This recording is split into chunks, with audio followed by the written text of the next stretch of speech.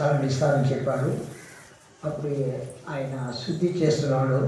ప్రతిసారి బ్రదర్ ఇంటిలో ప్రారంభం చేయడం, మళ్ళీ ఎవరిని అడిగితే ఆంతోని ఇంటిలో సంఘం ఉందంటే అది కుదరదు, మన సంఘం ప్రత్యేకంగా కావాలని ఇంటిలో చేసే సంఘం కంటే ప్రత్యేకం చేయాలని ఇక్కడ స్థలం కొనడం, ప్రార్థన చేసి ప్రారంభించడం, పునాది వేయడం, మన పరిశుద్ధులు, సంఘ సేవకులు, సంఘ సామాకాలు ఇంకా చాలామంది వచ్చి ప్రారంభించారు. ప్రారంభించే పని బహుగా విస్తరించింది. ఆయన ఉద్దేశం ఏమంటే అప్పు చేసిన మందిరం కట్టాలి అని కట్టినాడైన. రెండోది ఏమంటే తన పిల్లలందరూ వాక్యము చెప్పాలి, చదవాలి, వినాలి, ఎక్కువ దేవుని మీద ఆనుకోవాలి. సహోదరుకు తెలుసును, 6 మంది పిల్లలు, 2 అమ్మాయిలు, 4 అబ్బాయిలు, వాళ్ళందరినీ సేవలు బలపరిచాడు, చదివించాడు, పైకి వచ్చాడు. చిన్న చిన్న పని చేసిన వెంబడించాడు. ఇక్కడ నీ తండ్రిని అడుగు, పూర్వకాలం అడుగు. ఆ మాట చేతేమని తండ్రిని అబ్రహాము విశ్వాసి తండ్రి, తన సొంత ఇల్లు, సొంత కుటుంబం, సొంత జనం, ఆదికాండ 12 మాట చూడవచ్చు. వదులుకొని వచ్చాడు. ఈయన కూడా ఏం చేసి అన్నీ వదులుకున్నాడు. దేవుడు పరిచయం చేయాలి. విశ్వాసం ఎక్కడ పోతే కూడా ఈయన నిలిచి పరిచయం చేస్తే దేవుడు మందిరం కట్టబడాలి. అబ్రహాము విశ్వాసం ఏమి, తన కుమారుడు ఆదికాండ 22లో బలిచ్చుటకు దేవుడు పిలిచాడు, బలిచ్చుటకు పూనుకున్నాడు. అబ్రహాము ఎందుకు కూడా దేవునికి భయపడేవాడు కనుక నేను ఆకాశ నక్షత్రం వలె భూమి ఇస్తుంటే నేను దీవిస్తానని ఒట్టు పెట్టుకున్నాను. అప్పుడు మన ఆంధ్రులు విశ్వాసం ఏమిటంటే ఏమి ఉండి లేకపోతే మేము నిలుస్తాము, పని చేయాలి. ఏ స్థలం కొని నేను నిలుస్తాను, పని చేయాలి. ఒకరికి దేవుడు పరిచర్య అంత బలంగా అబ్రహాము విశ్వాసం అదే అని నీ తండ్రి అబ్రహాము అడుగు. ఎందుకు ఆయన ప్రతి పనిలో దేవుడితో నడిచిన అబ్రహాము, దేవుడితో నడిచిన ఆంతోని, దేవుడు ఆయన బలంగా వాడతాడు. పూర్వకాలం చేసే సేవ చాలా కఠినం. ఎంతోమంది దొరుకుతారు. కుటుంబం ఒక పక్క, ఉద్యోగం ఒక పక్క, అన్నీ గరీబులు అయితే కూడా ఆయన ఖచ్చితంగా పెద్దగాడు వేసి సేవ చేయాలి. పూర్వకాలం ఆయన చేసే సేవ మేము చేయలేము. కారణం ఎందుకంటే అప్పుడు ఉండే ఆసక్తి, అప్పుడు ఉండేది దేవుని ప్రేమ, అప్పుడు ఉండే దేవుని ఆకట్టుకుంటాం. ఆయన మాదిరి సంఘంలో ఎందుకంటే ప్రేమ ద్వారానే సువార్త చెప్పాలి, ప్రేమ ద్వారానే ఆకట్టుకోవాలి, ప్రేమ ద్వారానే పరిచయం చేయాలి. అంత గొప్ప ప్రేమ. సో మాట చూస్తాము, మనకు తెలిసిన బాగా యెహోషువ 4వ అధ్యాయంలో యెహోషువ యోర్దాను నది దాటాలి. దాటేటప్పుడు ఏం చెప్పాడు, అక్కడ 12 గోత్రము ఏర్పాటు చేసుకున్నాడు. 12 గోత్రము యోర్దానులో కాలు పెట్టినప్పుడు, అంటే యాజకుడు కాలు పెట్టి 2గా పాయలవుతుంది. ఆయన ఏమిట ఒక మాట రాశాడు. చదువు అక్కడ 4:20 నుంచి వారు యోర్దానులో నుండి తెచ్చిన 12 రాళ్లను యెహోషువ గిల్గాలులో నిలవబెట్టించి ఇశ్రాయేలీయులతో ఇట్లా, నేను రాబో కాలంన మీ సంతతి వారు ఈ రాళ్ళెందుకని తమ తండ్రులను అడుగుదురు కదా. అప్పుడు మీరు ఇశ్రాయేలు ఆరిన నేల మీద ఈ యోర్దానును దాటిరి. ఎట్లనగా యెహోవా బాహువు బలమైనదని భూనివాసులందరూ తెలుసుకొనుటకును, మీరు ఎల్లప్పుడూ మీ దేవుడైన యెహోవా యందు భయభక్తులు నిలుపుటకును, మేము దాటు వరకు మీ దేవుడైన యెహోవా తానే మా ఎదుట ఎర్ర సముద్రమును ఎండజేసినట్లు మీరు దాటు వరకు మీ ఎదుట యోర్దాను నీళ్లను ఎండజేసినని చెప్పి ఈ సంగతి వారికి తెలియపరచవలెను. చూడడా, ఎందుకు 12 రాయి అంటే మీ పిల్లలు వెనకటి పిల్లలు వచ్చినప్పుడు యోర్దాను దాటినప్పుడు యెహోషువతో ఉన్నట్టుగా ఈ దినం మనతో ఉన్నాడు. దాని కింద రాస్తే మోసే ఎర్ర సముద్రం దాటగా 2 పాయలు అయింది అని అది ఆ మాట రాశాడు. కారణం ఎందుకంటే యెహోషువ యుద్ధ వీరుడు, యెహోషువ దేవుడు ఎన్నుకున్నాడు, యెహోషువ దేవుని పిలిచాడు, యెహోషువ దేవుడిని భయభక్తులు కలవాడు. అని ఉద్దేశం ఏమంటే ఒకే మాట చెప్తే, ఏ పరిచయం చేసినా కూడా దేవుని మహిమ కోసం చేయాలి. దేవుని వాడే బిడ్డలు ఏం చేయాలా? ఇంకా బలంగా వాడబడాలి, దేవునికి సాక్షిగా ఉండాలి. ఆ యోర్దాను నది దాటేటప్పుడు అక్కడ యాజకులు కాలు పెట్టినప్పుడు 2 పాయలు అవుతుంది. అయితే వాళ్ళు ఉండే వరకు నీళ్ళు అట్నే విడువైపడింది. అయితే 12 రాయి తీసుకొచ్చి గిల్గాల్ మన దేశం నిందలు సాదృశ్యం అక్కడ పెట్టు. ఎందుకంటే మన దేశం ఎర్ర సముద్రం, ఎరిగో కోట, గిల్గాల్ కొన్ని అన్ని దాటుకొని వచ్చి ఆ చివరికి వచ్చాడు, నిలిచాడు కనుక ఇది పూర్వకాలంలో మనం నడిచి వచ్చి దాటి వచ్చిన ఈ కాలి నిప్పులు ఎదుగుటకు ఇది చెయ్యి. ఎందుకు ఈ దినం ఈ మీటింగ్ పెట్టుకున్నామంటే 25 ఏళ్ళుగా నిందలు, అవమానాలు, కష్టాలు, దుఃఖము, సేవనిది అంత ఈజీగా తను ఉపేక్షించుకొని తన సిలువ మూసుకున్నాడు. యేసు ప్రభువు లోకంలో సేవకు వచ్చింది మాటతో కిలి ద్వారా. ఆయనని హింసించారు, నిందించారు, దుఃఖపరిచారు. అయితే తండ్రి చిత్తం నెరవేర్చారు. అందులో అంతే, ఎవరు ఏమిటో చెప్పని పరిచయం చేయాలి, ఎవరు ఏమన్నా చెప్పని మందిరం కట్టబడి, ఎవరు ఏమన్నా చెప్పని ఇచ్చి చేసేవాడు, దేవునికి మొదటికి ఇచ్చేవాడు, చేసేవాడు. భక్తులు కానీ భయభక్తులు కానీ పిల్లలు పెంచే విషయం కానీ ఈ పిల్లలు అంటే జరిగిన 25 సంవత్సరం ఒకసారి జ్ఞాపకం చేసుకున్న సందేశాలు. ఎందుకంటే ప్రతి దినం దినము దేవుడు ప్రతి దాసుడు కుటుంబం ఎట్లా పిలిచిన దేవుడు ఈనాడు నిన్ను నన్ను పిలిచాడు. ఆయన చేసిన సేవ బలమైనది. సేవలో ఏది కూడా ఆయన మిస్ చేయండి. ఎవరు రాని లేకపోతే మనకి ఒంటరిగా దేవుడు సేవ ఉంటాడు, దేవుడు సేవ చేయాలంటాడు. అది కాక ఆయన చేసిన పరిచర్య ఎక్కడ పోతారో మంచి సాక్ష్యం పొందాలి. అబ్రహాం తన కుటుంబం వదిలి తన ఒక సొంత ఊరు ఎలా వచ్చాడు, ఈయన కూడా దేవుని పని కోసము అన్నీ వదిలి వచ్చాడు. అది కాకుండా ప్రతి విషయము కూడా దేవుని మీద అనుకుంటాడు. 25 సంవత్సరాలు దేవుడు నడిపించాడంటే అబ్రహాం, ఈసాకు, యాకోబు వీళ్ళకి దేవుడు ఉన్నాడు కనుక ఇదైనా ఆ సాక్ష్యం మనం పంచుకున్నాము. ఈరోజు దేవుడు ఉన్నాడు కనుక పిల్లుల ద్వారా పరిశుద్ధుల ద్వారా ప్రారంభించిన పని కొనసాగుతుందంటే దేవుడి సన్నిధి ఉన్నాడు, దేవుడు మన మధ్యలో ఉన్నాడు.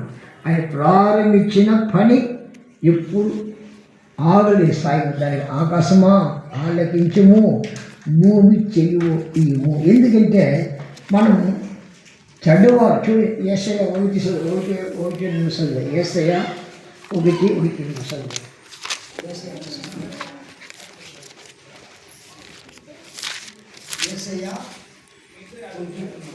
యెహోవా మాట్లాడుచున్నాడు, ఆకాశం ఆలకించుము, భూమి చెవి ఒగ్గుము. నేను పిల్లలను పెంచి గొప్పవారినిగా చేసి తిని వారు నా మీద తిరుగుబడి ఉన్నారు. ఎద్దు తన కామందును ఎరుగును, గాడిద సొంత వాని దొడ్డి తెలుసుకొనును. ఇశ్రాయేలుకు తెలివి లేదు, నా జనులు యోచింపరు. పాపిష్టి జనమా, దోషభరితమైన ప్రజలారా, దుష్ట సంతానమా, చెరుపు చేయు పిల్లలారా, మీకు శ్రమ. వారు యెహోవాను విసర్జించి ఉన్నారు. ఎందుకు వదిలిస్తారంటే నమ్మినాము చెప్పిన పిల్లలు నమ్మకం లేదు, మందిరం వస్తాను చెప్పిన పిల్లలు కూడా నమ్మకం లేదు. ఎన్నిసారి ప్రకటన చెయ్యి, ఎన్నిసారి వాక్యం చెప్పు, ఎన్నిసారి ప్రేమించి, ఎన్నిసారి ఇలా ఉండాలని గద్దించినప్పుడు చాలామంది రాదు. దానికి ఆకాశమా ఆలకించే భూమి. ఎందుకు మాట చెప్పంటే అది చెవి లేకపోతే లోపడుతుంది, మానవుడు లోపడడు. లోపడాలంటే దేవుడి వాక్యం, లోపడాలంటే సంఘ సవకాశం, లోపడాలంటే అపోస్తలుల బోధ, సవకాశము, ప్రార్థన, రొట్టి ఇష్ట ఇది ప్రతిసారి దేవుడితో నడిచేవాడు లోపడతాడు. ఏదో మందిరానికి వస్తాం, మందిరానికి పోతాం, అన్నట్టు ఇచ్చినాడు అని కాదు. దేవుని మాట వినాలి, దేవునితో నడాలి. దేవుడు మేలు చేయని, కీడు చేయని దేవుడిని విడరాదు. అది మనకు అవసరం. పూర్వకాలం జ్ఞాపకం చేసుకున్నాడు, తన పితరులు జ్ఞాపకం చేసుకున్నాడు. అప్పుడు ఎన్నో ఇబ్బంది వచ్చింది, యాకోబు ఎన్నో ఇబ్బంది వచ్చింది, యాకోబు సంత అందరికీ ఇబ్బంది. సేవ అనేది శ్రమ. అయితే కూడా వాళ్ళు దేవుడు ఉండలేదు. ఇంతవరకు దేవుడితో నడిచాడంటే ఇంతవరకు ఈ సంఘము కానీ సహోదరు ప్రారంభించే పని కానీ ఇంతలో నిలిచిందంటే ఆయన ప్రయాసము వ్యర్థం కాలేదు. కృష్ణుడి ప్రయాస వ్యర్థం కాలేదు. దానికి ఆలకించము.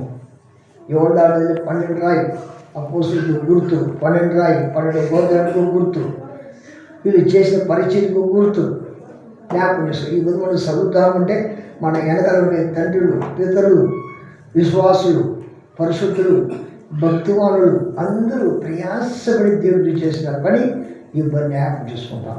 అయితే ఈ దినం మనం కేవలం ప్రారంభించిన పని కొనసాగి ఆగిపోకుండా సాగి వచ్చి ఇంతకు ఉండంటే మన దేవుడికి కృతజ్ఞతలు చెల్లించాలి.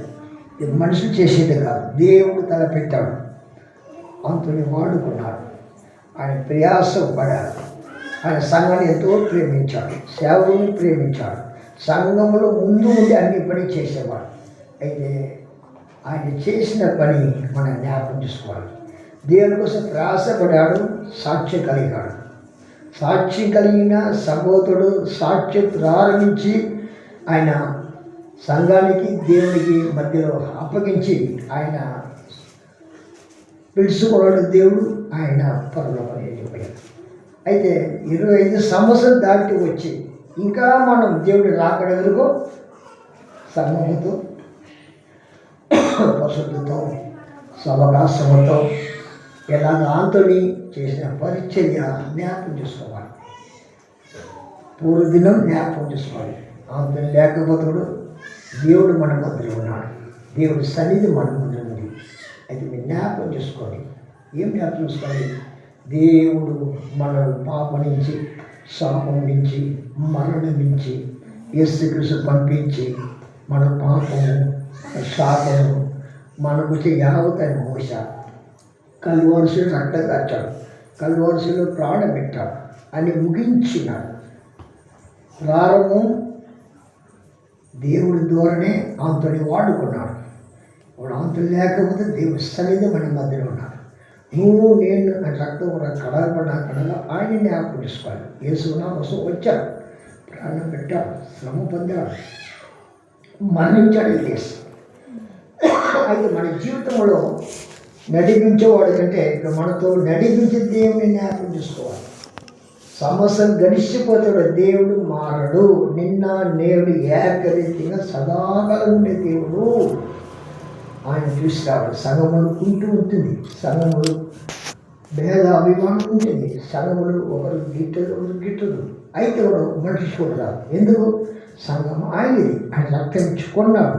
మనందరూ ఆయన సొత్తు. అంతుడే కానీ మనది కూడా రక్తం కార్చలేదు. ఆయన రక్తం ఇచ్చుకోవడం నువ్వు నా సొత్తు. పితరులు అడుగు పరిచయ వాడుకున్నాడు. అయితే ఈ దినం మనం ఉన్నామంటే దేవుడు మనతో ఉన్నాడు. అయితే మనం ఆయన చూసి నడాలి. పితరులు చేసింది అదే దేవుడు. ఈ దినం నిన్ను నడిచి అదే దేవుడు. సంవత్సరం నెలలు గడిచిపోతే కూడా ఆబరగాంచిన వాగ్దానం నెరవేర్చే దేవుడు. నీకు నాకు ఇచ్చిన వాగ్దానం, నీకు నాకు ఇచ్చిన పనులను వారసు ఖచ్చితంగా దయచేశాను. అయితే మన యాత్ర జీవితంలో ప్రభువుని ఆడుకోవాలి, ప్రభువుకు సాక్షి ఉండాలి. ప్రభువు నడిపించిన అంతుని కూడా ఇంత ప్రయాసపడాడు. మన సంఘం కోసము, సేవ కోసము సాక్షిగా కలిగి బతకాలి. ఇది పూర్వకాలం నీ తండ్రులు పూర్వకాలం జరిగిన అడుగు రాశాడు. నా ద్వితీయోపదేశకాండమే నీ తండ్రిని అడిగిచున్నాను. అరణ్యంలో నడిపించాడు, మన్నా ఇచ్చాడు, పూరేళ్ళు ఇచ్చాడు, ఎర్రసం 2 పాయలు చేశాడు. అది కాకుండా ఏం చాడు పౌలు తీగ దేశం ఇచ్చాడు.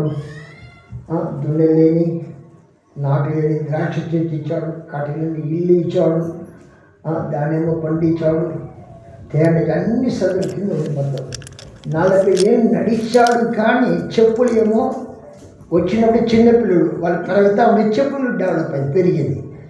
వస్త్రం చినగలే, మాసిపోలే, కాళ్ళు వాసిపోలే. 40 ఏళ్ళు దేవుడు నడిపించాడంటే ఈ దినం నిన్ను నన్ను నడిపించిన దేవుడు మర్చిపోరాదు.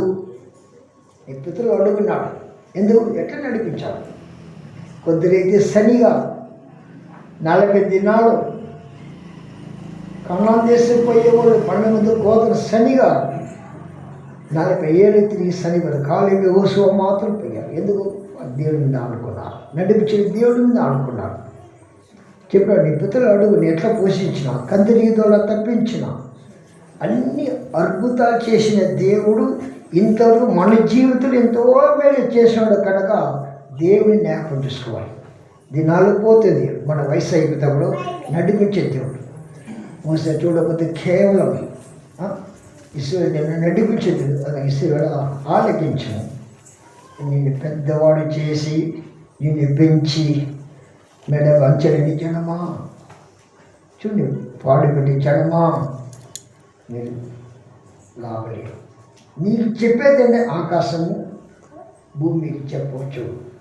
గాడిది కానీ కామందేరుకును, పశువు గాడి దుడ్డు అడిగారు. ఎందుకంటే కఠినమైన హృదయం మనకి.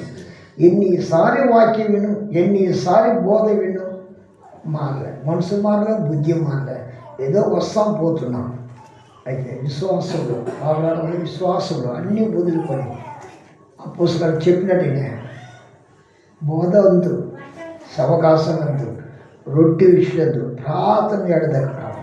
ఈనాడు సంఘం ఉందంటే కేవలం మన సవకాశం చేసి అప్పగిచ్చిన బోధ నడిపించిన సోదరు ఆంతరిగా పోషించి నీతో నాతో తోడుకునే దేవుడు తలపసుకోవాలి. ఈ దేవుడు మనం ఎలా ఉన్నామంటే పూర్వస్థితి జ్ఞాపకం చేసుకోవాలి. ఏమి పాపంతో ఉన్నాం, కష్టంతో ఉన్నాం, కన్నీటితో ఉన్నాం, రోగంతో ఉన్నాం, దరుదుతో ఉన్నాం, మన బతుకంతా పాడేది.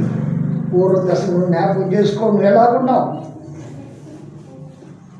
ఇది బిగినింగ్ అంటే ప్రభుని నమ్మలే నువ్వు ఎలాగున్నావు, ఇప్పుడు ఎలాగున్నావు జ్ఞాపకం చేసుకో. అది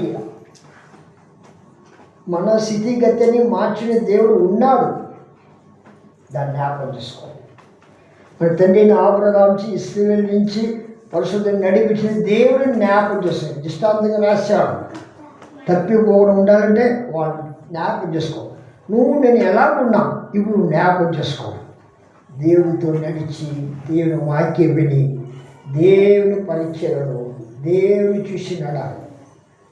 దేవుని చూశాడు. ఇంకొక మాట వినిపిస్తాను. యేసు ప్రభువు సముద్రం మీద నడిచాడు, మనకు తెలిసిందే. తుడుకు పేతురు అయ్యా ఆవేశన్నాడు. ఎవరయ్యన్నాడు? అయ్యా నువ్వు నిజమైన దేవుడైతే యేసు అయితే నేను వస్తా రా అన్నాడు. వచ్చాడు కనుక వచ్చాడు. ఎంతవరకు 2-3 అడుగులు పోయాడు. వెనకాల తుఫాను గాలి సముద్రంలో మునిగిపోయింటారు. ఇది వచ్చినప్పుడు వెనక తిరిగి చూశాడు, ఏమాడు మునిగిపోయాడు. ప్రారంభం విశ్వాసం అంత బాగా ఉంది, కానీ లోకరీతిగా కష్టాలు కన్నీరు ఇబ్బంది చూడు వెనక తిరిగి దిగిపోతాడు. దాని అంత విశ్వాసి ఎందుకున్నాడు? పేదలు పట్టుకున్నాడు.